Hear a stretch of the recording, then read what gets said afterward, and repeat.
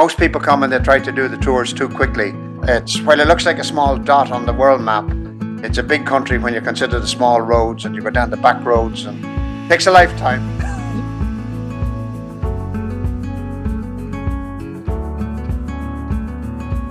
I'm working with Ireland Walk Hike Bike for just coming up on 10 years, so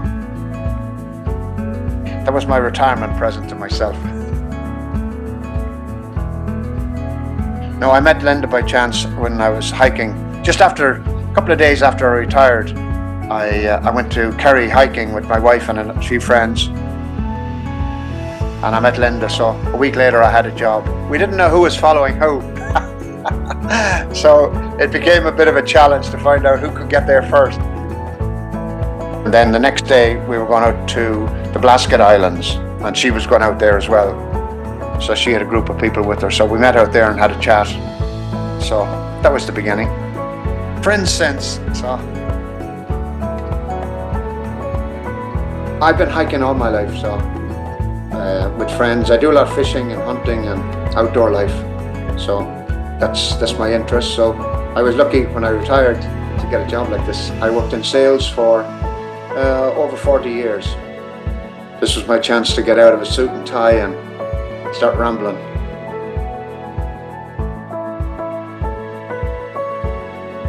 I know I do a lot of American tours and bespoke tours, people coming on holidays. My big interest, archaeology and history and folklore, Irish music and fun and laughter. So I do a lot of bespoke tours for American groups coming in. So we have good fun. I just finished up with 2 groups from American Airlines. So we were together for 2 weeks. 1 week for one group and then follow on straight away. But we had great fun.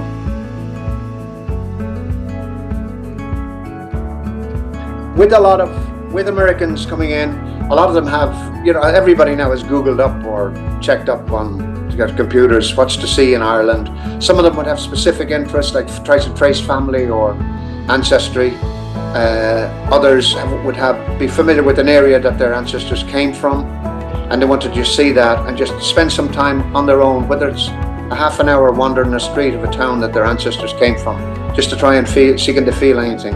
It's special in that sense because the great connection with Irish people and America, the time just to be alone and get a sense of feeling as to where you came from. That's important to a lot of people.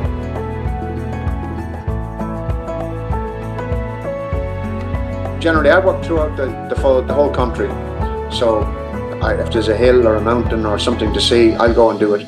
Again, it's apart from being my work, it's my pastime. So any spare time I have, I go off and go to the west of Ireland, go fishing, go hunting. For guiding tours, I would do maybe 7 or 8 normally in a normal year, and I would do maybe 8 or 10 river cruises. But then I would do shorter tours. I might do 1-day tour, 2-day tours. I have friends from all over the world through hiking. Great people, good people walking it. That's why I do it. It's a great way to meet people. You get lots of time to talk and lots of times to be quiet as well. Since COVID, I started with my hikes, just giving people maybe 15-20 minutes, no talk. Don't talk to each other, take it all in, and even sit down and because the COVID has taken something out of everybody's life for 2 years, and now you need time for silence, some me time, and take the mental pictures that you bring back. I think the Dingle Peninsula is one of the nicest. There's a great variety of walks for all levels of hiking.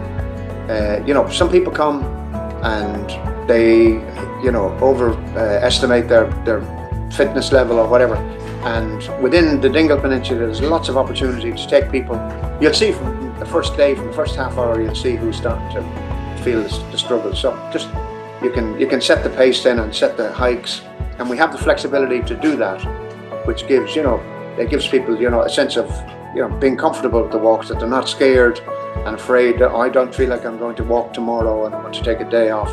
No, we'll do something different, and just whether it go on a coastal walk, cliff walks, we go up into the hills, we go, there's such a variety, and Dingle gives all of that. The Dingle Peninsula gives that.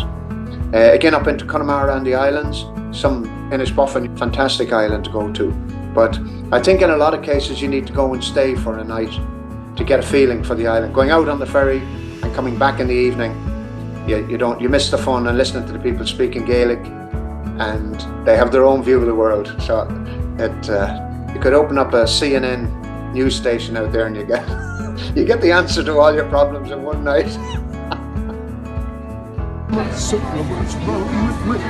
Peninsula.